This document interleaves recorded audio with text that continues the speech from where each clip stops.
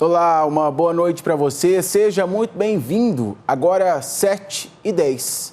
Olha, um acidente de trabalho terminou com a morte de um homem em uma serraria em Anápolis. Vamos para lá então conversar com a repórter Liz Mendes. Boa noite, Liz.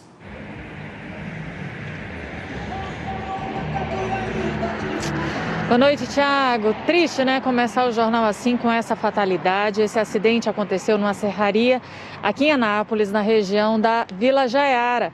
Então, esse homem de 44 anos, Jean Costa de Sá, ele estava trabalhando nessa serraria, né, quando aconteceu o acidente. Ele operava uma máquina e estava empilhando toras de madeira, quando em algum momento essa pilha desmoronou em cima dele. Os bombeiros foram chamados e quando chegaram até a serraria, eles constataram que ele estava sem sinais vitais, então o SAMU foi chamado na tentativa de salvar esse trabalhador, mas aí quando a equipe do SAMU chegou, só constatou a morte do Jean. A polícia então isolou toda a área, né, para entender como que esse acidente aconteceu, o que teria causado o desmoronamento dessas pilhas de madeira. Nossa equipe esteve no local, nós tentamos contato com o familiar ou com alguém lá da serraria, mas não quiseram falar com a gente, claro, entende o luto e lamenta profundamente essa perda, né, Thiago? Sai para trabalhar e não volta, né, Liz? Triste demais, realmente. Obrigado por sua participação. Agora, olha só até onde vai a imprudência no trânsito. A Polícia Militar de Bom Jesus, no sul do estado, foi acionada porque um motorista estava praticando manobras arriscadas em uma avenida na cidade. Os policiais deram ordem de parada, mas o motorista acelerou o veículo para tentar fugir. Aí ele perdeu o controle da direção, bateu contra o muro e acabou capotando. O SAMU foi acionado e o motorista foi levado para o hospital municipal e em seguida para a delegacia. Ele pagou fiança no valor de R$ 6.270 e foi liberado. Um homem foi preso em Chapadão do Céu, suspeito de atirar em cachorros de rua. Quem tem mais informações para a gente é o Bruno Dourado, de Jataí. Bruno, boa noite para você. Fala, Thiago. Boa noite para você, para todo mundo que acompanha a gente nessa sexta-feira. Que história, né? Olha, os tiros não acertaram esse cachorro. Depois da tentativa de acertar o animal, esse homem fugiu do local, ele estava embriagado e foi para a casa dele para esconder da polícia. Mas não teve jeito, viu? Os policiais acabaram encontrando ele aí em casa. Bom, a equipe fez buscas na residência e acabou encontrando essa espingarda que aparece aí na imagem. Essa espingarda é de pressão, ela foi adaptada para ser calibre 22. Junto dessa arma, os policiais encontraram 11 munições usadas e 3 novas. Esse homem chegou a ser preso pela Polícia Militar, mas depois de pagar uma fiança de R$ 2.000, foi liberado. Vale lembrar, Thiago, que qualquer tipo de crime contra animais, maus tratos a animais, é crime. Quem cometer esse tipo de crime pode pegar aí de 3 meses a 1 ano de prisão, além de pagar uma multa que pode chegar a R$ 5.000. Volto com você. Uma maldade sem fim, além de ser crime, como você disse, né, Bruno? Obrigado por sua participação. E a Polícia Civil abriu um inquérito para investigar a morte de um idoso num abrigo de São Simão, depois de um incêndio. Vamos conversar com a Ana Paula Moreira, que tem mais informações. Ela fala com a gente ao vivo de Rio Verde. Boa noite, Ana.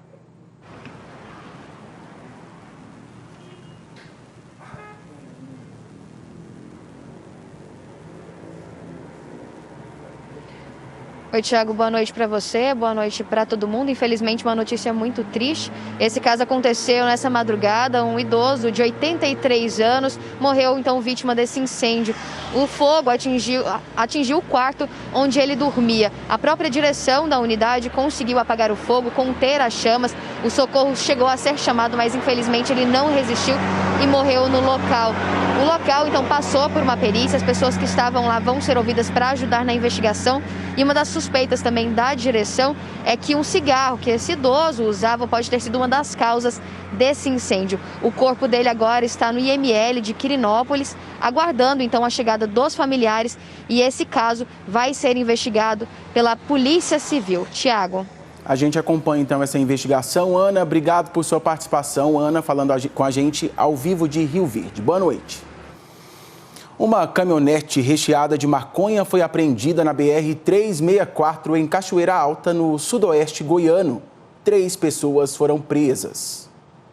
O veículo com placas de Piracicaba, no interior de São Paulo, seguia pela BR-364. Mas desde ontem era monitorado por equipes da Polícia Rodoviária Federal e Graer.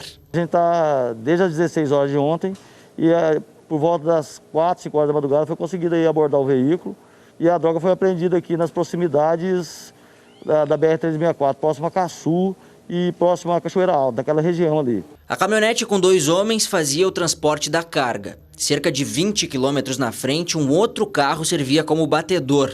Os criminosos se comunicavam pelo rádio. Dentro da caminhonete, a polícia encontrou 400 quilos de maconha. Essa é a segunda operação feita essa semana pela Polícia Rodoviária Federal, que resulta na apreensão de maconha dentro de caminhonetes. 3 pessoas foram presas na operação e uma conseguiu fugir a pé pelas propriedades rurais da região. Os envolvidos foram encaminhados à delegacia da Polícia Civil. Essa foi a segunda operação que resultou na apreensão de drogas nessa semana. Na última quarta-feira, 63 quilos de maconha foram encontrados em uma caminhonete. A droga estava escondida nos bancos e nas portas do veículo. Compartilhamento de informações aí entre as forças de segurança no estado aí é muito importante. Então teve equipes de Jataí, equipes de Rio Verde, da PRF e teve o pessoal da Polícia Militar também, do Graer, que nós conseguimos obter isso aí nessa apreensão. E a Polícia Civil prendeu um grupo suspeito de tráfico de drogas que agia aqui em Goiás e também no Distrito Federal. O grupo foi preso depois de 2 operações da Polícia Civil. Os primeiros trabalhos foram concentrados em Samambaia, no Distrito Federal, e em uma chácara em Novo Gama. 3 pessoas foram presas. Os policiais também apreenderam 6 quilos de cocaína, dinheiro e um carro. Segundo a polícia, a chácara de Novo Gama era usada para receber e preparar as drogas para serem comercializadas em cidades de Goiás e do DF. A outra operação aconteceu na região do Plano Piloto, em Brasília. Um homem foi preso em flagrante com cocaína e R$90 mil em dinheiro. De acordo com as investigações, eles chefiavam um esquema de delivery para a venda de drogas. Utilizavam-se do sistema de delivery para difundir a cocaína aqui no Plano Piloto. Elas acreditavam que por estarem aqui na região do Plano Piloto, teriam clientes com maior poder aquisitivo e assim ofeririam maiores lucros. Todos foram levados para a delegacia e devem responder por tráfico e formação de quadrilha. 7h18 e a Guarda Municipal de Cristalina prendeu 5 pessoas suspeitas de furto. Nós vamos falar com o repórter Danilo Moreira, que está ao vivo de Lusiânia. Uma ousadia dessas pessoas aí, hein, Danilo? Boa noite para você.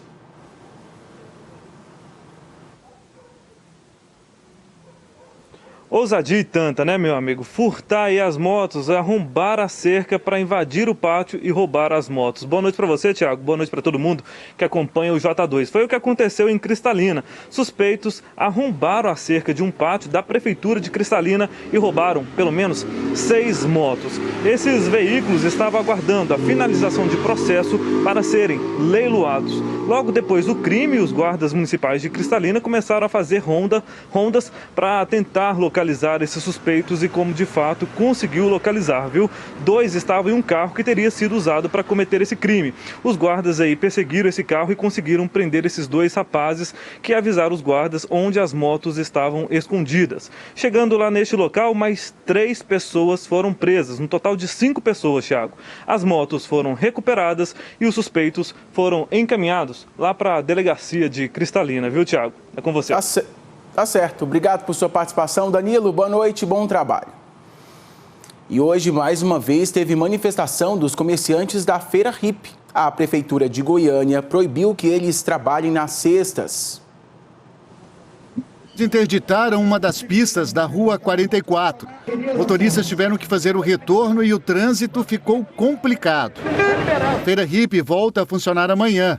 Mas eles querem poder começar a trabalhar toda sexta-feira, como era antes. E reclamam que não foram avisados com antecedência. O prefeito disse que o dia que fosse alterar alguma coisa, ia nos chamar com 1 mês ou 2 meses antes para a gente sentar e reavaliar a situação e ver o caminho que nós iríamos seguir. A prefeitura disse que proibiu a feira na sexta por causa da pandemia do coronavírus. Aquela região é região que na sexta-feira ela recebe muito movimento, então é muito perigoso. O risco de contágio naquela área vai aumentar bastante. O protesto terminou com uma oração. E mesmo sem acordo ainda sobre a sexta, eles voltam a trabalhar neste sábado e domingo, depois de 4 meses parados. E a Receita liberou hoje a consulta para o terceiro lote de restituições do imposto de renda.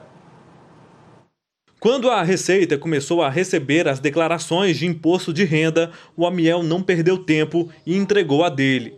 E agora ele está ansioso para ter o dinheiro da restituição na conta. Esse dinheirinho a mais que vem, ele vem para poder somar com isso, não fazer aleatoriamente para depois ficar com mais dor de cabeça para poder pagar, ainda mais com essa pandemia de hoje. Para saber se teve a declaração liberada, o contribuinte deve acessar o site da Receita Federal e inserir os dados pessoais. Mas o dinheiro só estará disponível a partir do dia 31 de julho. A restituição deste novo lote do imposto de renda deve injetar cerca de 5 bilhões de reais na economia. Dinheiro que deve ajudar e muito a aquecer as vendas em vários segmentos do comércio. Qualquer dinheiro extra que chega na mão do consumidor, ele vai ser investido em grande parte no comércio. E para que cada vez mais nós temos um comércio bem mais forte em nossa cidade. Mas este economista alerta aquelas pessoas que vão receber a restituição.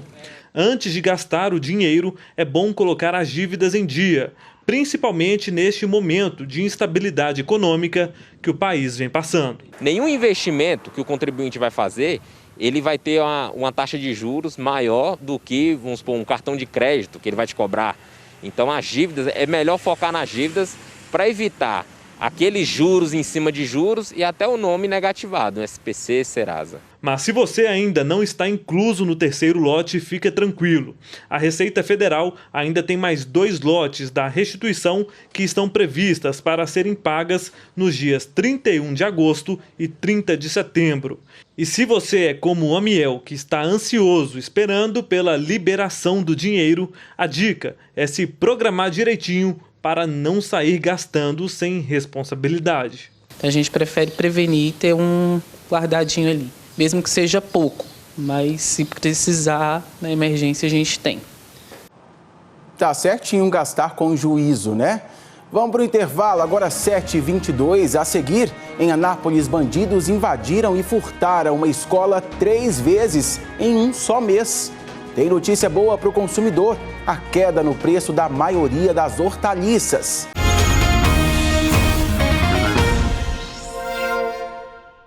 O seu Jornal Anhanguera já está de volta, agora 7h24. Olha só essa notícia. Em Anápolis, uma escola foi invadida 3 vezes nos últimos 30 dias. Vamos voltar para lá para bater um papo com a Liz Mendes novamente. Ô Liz, esses bandidos levavam o quê, hein? Boa noite de novo.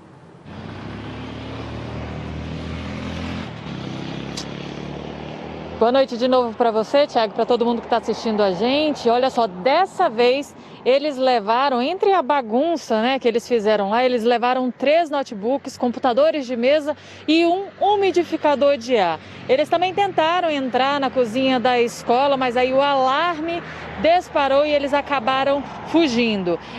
Além disso, a secretária de Educação também contou pra gente que eles destruíram portas, quebraram janelas de vidro, fizeram um verdadeiro vandalismo lá dentro da escola, nessa escola que fica no Jardim Calixto, aqui em Anápolis. E a secretária conversou com a gente para contar quais foram as providências que a secretaria tomou para tentar ressarcir, diminuir aí esse dano causado por esses invasores. Vamos ver. Entramos em contato com o comando daquela região, que também se tornou parceiro nosso e estará ali sempre verificando e rondando a escola para que minimize esse problema.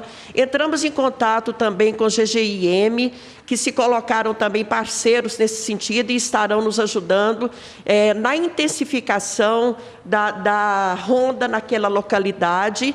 A empresa que trabalha ali com a segurança das escolas também esteve imediatamente presente, tomando todas as providências necessárias.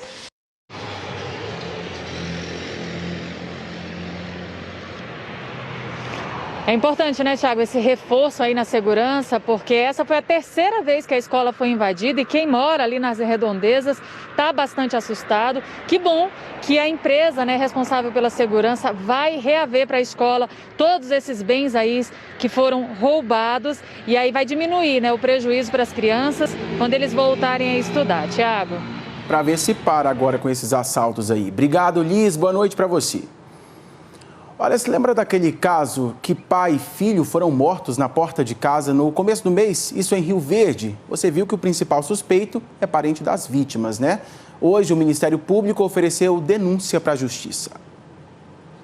Pouco menos de 15 dias da morte brutal de pai e filho, o caso agora para na Justiça.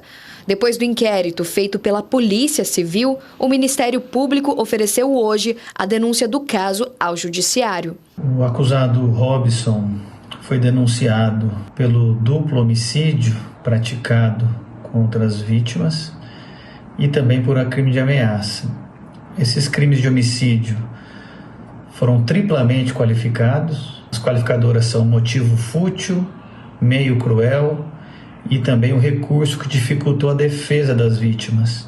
Agora o juiz vai receber essa denúncia do Ministério Público e pedir a apresentação do réu, que no caso é o suspeito dos crimes, que tem até 10 dias para manifestar uma defesa e as testemunhas do caso. Segundo o promotor do caso, se condenado, o suspeito pode pegar até 35 anos de prisão. Por se tratar de crime hediondo, praticado mediante violência contra a pessoa, ele, com resultado morte, ele deverá cumprir metade da pena, 50% da pena aplicada. Ou seja, se ele pegar, partindo do pressuposto que ele pegue 70 anos, ele deverá cumprir 35 anos em regime fechado e depois iria para o semiaberto. O crime aconteceu no dia 11 de julho, no setor universitário em Rio Verde. Uma câmera registrou a briga que terminou em tragédia. Pai e filho foram assassinados na porta de casa e o principal suspeito do crime é um parente da família. Ele foi preso e está agora na casa de prisão provisória. Segundo a defesa das vítimas, o desejo da família agora é que tudo termine logo. Aguardando sempre que se finalize o mais breve possível, né, dentro de um prazo razoável, e que ele seja submetido a julgamento pelo Tribunal Popular do Júri, que é o juízo competente, né, que é o tribunal competente para julgar. Bombeiros de todo o estado fizeram testes para a Covid-19. Foram mais de 2.000 militares testados. E a equipe responsável por esses testes passou lá por Morrinhos. Então a gente conversa agora ao vivo com o repórter Jonathan Moreira, tem as informações para a gente. Oi, Jonathan, boa noite. Como é que tá, Thiago? Boa noite para você também, para todo mundo que está acompanhando a gente. O Corpo de Bombeiros montou essa operação, Operação Teste Rápido Covid-19. Tem esse nome, mas não é aquele teste feito na ponta do dedo, não. É um teste mais eficaz, onde o sangue da pessoa é coletado e depois é enviado para o Instituto de Criminalística, que fica em Goiânia. Em todo o estado, o efetivo do Corpo de Bombeiros é de aproximadamente 2.700 militares. Mais de 2.000 deles já participaram dessa testagem. E ontem foi feita essa coleta nas cidades de Morrinhos, Goiatuba e também Caldas Novas. Aproximadamente 50 militares participaram dessa testagem. Um teste que é dividido em 2 passos. O primeiro passo é para identificar se a pessoa está com a doença e se ela está com a carga viral alta, suficiente para infectar outras pessoas. O segundo passo é ver se essa pessoa já teve o contato com o vírus em algum momento. E a boa notícia, Tiago, confirmada lá pelo Tenente Matos, que é o comandante da companhia de Morrinhos, é que tanto os militares testados em Morrinhos quanto os testados em Goiatuba, todos deram negativo, não havendo necessidade, portanto, de afastar ninguém, viu, Tiago? Ô, coisa boa, hein, Jonathan? Muito obrigado por sua participação, boa noite. Olha, ainda falando em testagem, em Jataí, a Prefeitura deve começar uma testagem em massa da população na semana que vem. As senhas para as pessoas fazerem o teste começaram a ser distribuídas hoje. Logo cedo, o seu Eurípides foi surpreendido pela visita da equipe do Exército. Os militares estavam distribuindo as senhas para a realização do exame para diagnóstico da Covid-19. E o aposentado topou ser um dos voluntários da testagem realizada pela Secretaria Municipal de Saúde. Eu acho que é importante, sim, porque vai que você constata a epidemia ainda no começo, né? Às vezes tem mais possibilidade de ter um tratamento mais rápido, mais melhor, né? Mais avançado. Se você deixar passar, às vezes agrava mais. O município foi dividido em 7 regiões e dentro dessas regiões, os bairros escolhidos para a distribuição das senhas foram aqueles com mais casos confirmados da doença. Os testes para diagnóstico da Covid-19 devem começar a ser feitos na semana que vem. A gente tem uma ficha aqui que a gente vai pegar o nome da pessoa completo, CPF. A gente faz 2 vias, deixa uma via com a pessoa, juntamente com uma senha. A pessoa já sabe o seu horário, já tem um horário agendado, a gente entrega essa ficha e nessa ficha já tem o seu horário e a data. Nesta primeira amostragem envolvendo a população em geral, devem ser feitos 1.200 testes rápidos. Outras 8.700 pessoas que trabalham em setores específicos também devem ser testadas até o fim do mês. O seu Valdivino não pensou 2 vezes e aceitou fazer o exame. Ele está tomando todos os cuidados para evitar a contaminação. Até deixou de trabalhar nos últimos meses. Eu trabalho de mototáxi e aí eu parei por causa do coronavírus, por causa também da segurança da minha família. Como chegou a oportunidade na porta da minha casa, eu acho interessante e eu vou fazer, para o bem de todos, né?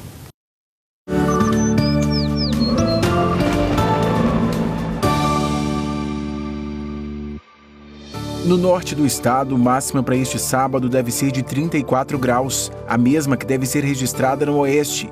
Na região central e no sudoeste pode chegar a 31. No leste e no sul de Goiás, mínima deve ser de 12 graus. O tempo segue seco em todas as regiões, sem previsão de chuva. Destaque fica para as cidades de Porangatu, com umidade de 25%, Jataí 22%, Lusiânia 26% e Itumbiara, umidade também em 26%. E teve queda no preço da maioria das hortaliças. O consumidor já reparou nos preços. Teve uma redução, principalmente no tomate, a cebola. E a dona Luciene tem razão. A maioria das hortaliças analisadas pela Companhia Nacional de Abastecimento, a CONAB, apresentou redução no preço.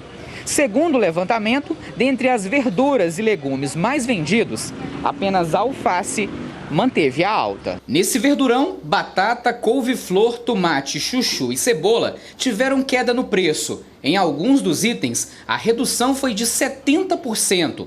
Bom para o consumidor e para o comerciante. Eu tenho trabalhado nesse sistema. O que eu pego, eu repasso. A gente fica com uma fatia muito pequenininha só para ir tocando o dia a dia, né? Segundo a CONAB, a maior oferta de batata e cenoura provocaram a redução nos preços desses alimentos. Essa foi a primeira vez no ano que houve redução desses 2 produtos. Nesse supermercado, também teve redução nos preços, justamente nos itens mais procurados pela dona de casa. Apesar de toda a dificuldade que a gente anda passando nesses últimos tempos, pelo menos essa vantagem aí no setor de hortifruti, onde tem, na maioria dos itens, teve seu preço bastante reduzido. Já as frutas continuam pesando no bolso. Segundo o estudo da CONAB, apenas a laranja teve queda de preço. Maçã, banana, melancia e mamão ficaram mais caras. No caso da melancia, a menor produtividade aqui no estado fez o preço subir. Olha aí, por conta da pandemia, as vendas pela internet aumentaram ainda mais. Comprar pela internet sempre foi a primeira opção do IESO. Agora, então, nem se fale. No conforto de casa, ele escolhe o produto e só espera chegar pelo correio. Eu sempre gostei de comprar pela internet, pela variedade de produtos.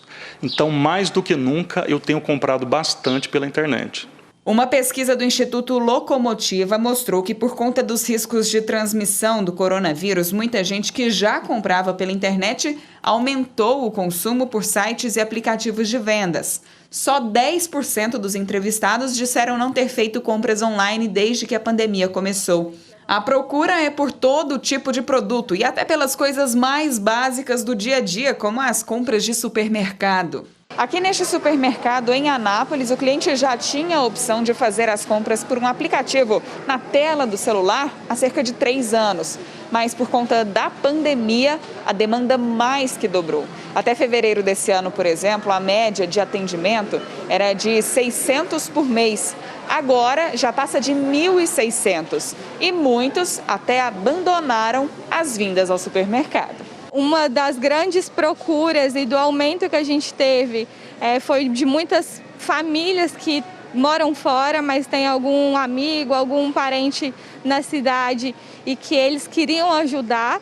Então, eles conseguiam fazer essa compra, seja do exterior ou de outra cidade.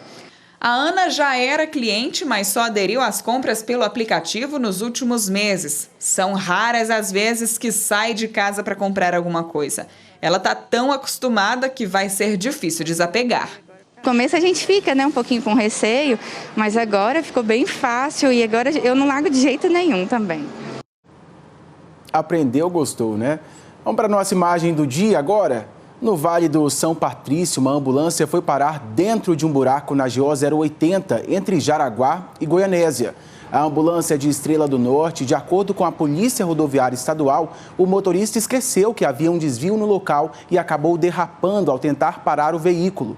No momento do acidente, estavam um motorista e um passageiro que não ficaram feridos. O curioso da história é que outra ambulância também já caiu no mesmo buraco em abril deste ano. Em nota, a Goinfra disse que o local está bem sinalizado. E assim a gente está indo embora, marcando um novo encontro para segunda. A gente despede de você com imagens de Porangatu. Tchau, pessoal. Valeu!